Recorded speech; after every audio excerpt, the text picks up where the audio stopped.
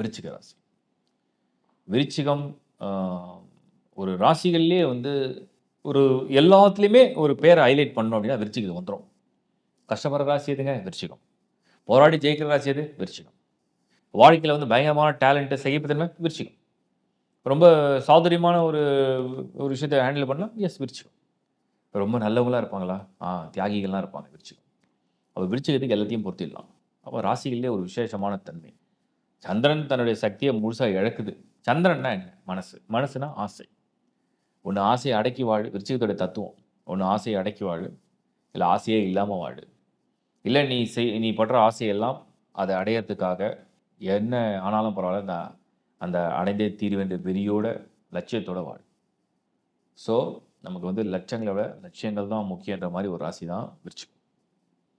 அப்படிப்பட்ட ஒரு ராசியில் வந்து நம்ம என்ன ப்ரிடிக்ட் பண்ண முடியுது? 2025 கொஞ்சம் நிறைய பாசிட்டிவ் கொடுத்துருக்கேன். டிசம்பர் 2024 பொறுத்த வரைக்கும் குருவுடைய பார்வை விருச்சிகத்தில் ஸ்டில் கண்டினியூ. ராசிநாதன் செவ்வாய் நீச்சம் வக்ரமும் அடைவார். குருவும் வக்ரம் அடைகிறாரு. சுக்கிரன் 3ல் மறைகிறாரு. ராகு வந்து உங்களுக்கு வந்து 5th ஹவுஸில், சனி 4th ஹவுஸில், 4, 5 அசுபர்கள் வந்திருக்காங்க. சுபர்கள் வந்து ஒருத்தர் வந்து 3ல், ஜென்மத்தில் புதன், விருச்சிக புதன்.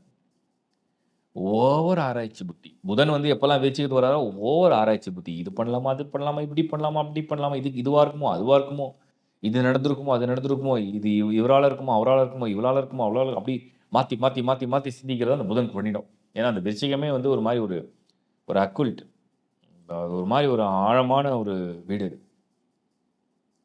செகண்ட் ஹவுஸில் உங்களுக்கு வந்து சூரியன் மட்டும்தான் ஷிஃப்ட் ஆகும். கரியரை பற்றி நம்ம பார்த்தோம்னா சூரியனுடைய ஒரு பாசிட்டிவ் சைன். சூரியனுடைய ஒரு பாசிட்டிவ் சைன் இது நல்லா இருக்கு. மாதம் முழுக்க நல்லா இருக்கு. மாதம் முழுக்க நல்லா இருக்குன்னா அந்த வேலை விஷயம், அந்த பொருளாதார விஷயத்துக்கு பரவாயில்ல. ஸோ மாதம் முழுக்க உங்களுடைய ப்ரொஃபஷனல் லைஃப்பை பொறுத்த வரைக்கும் அதை பற்றி ஒன்றும் பெருசாக வரி பண்ண வேண்டிய அவசியம் இல்லை. புதுசாக ஏதோ ஒன்று ட்ரை பண்ணுறீங்க. டிசம்பரில் ஏதாவது ஒன்று பார்க்கலாம், ஒரு சான்ஸ் எடுக்கலாம். சனி 4th ஹவுஸில் ஒரு சின்ன தடை கொடுப்பார். செவ்வாய் நீச்சம், ஒரு தயக்கம், ஒரு குழப்பம். செய்யலாமா வேணாமா? நம்ம பண்ணலாமா வேணாமா? நம்ம ட்ரை பண்ணுவோமா வேண்டாமா? நம்ம இதை எடுப்போமா வேண்டாமா? நம்ம இதை வாங்குவோமா வேண்டாமா? இதை விற்றுருவோமா வேண்டாமா? இந்த மாதிரி ஒரு குழப்பம், ஒரு டியூவல் ஐடியா, ஒரு மாதிரி ஒரு குழப்பம். எப்பவுமே ஒன்றே ஒன்று தான் சொல்லுவேன், குழப்பமாக இருக்கிற டைமில் முடிவே எடுக்காதீங்க.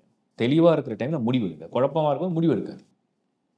ஸோ டிசம்பரில் என்னதான் வாய்ப்பு வருது, அது வருது, இது வருது, இது செய்யலாம், அது செய்யலாம், இப்படி செய்யலாம், அப்படி செய்யலாம், எதுவாக இருந்தாலுமே அந்த முடிவுன்னு ஒன்று போய் எடுக்காமல் தள்ளி போடுறது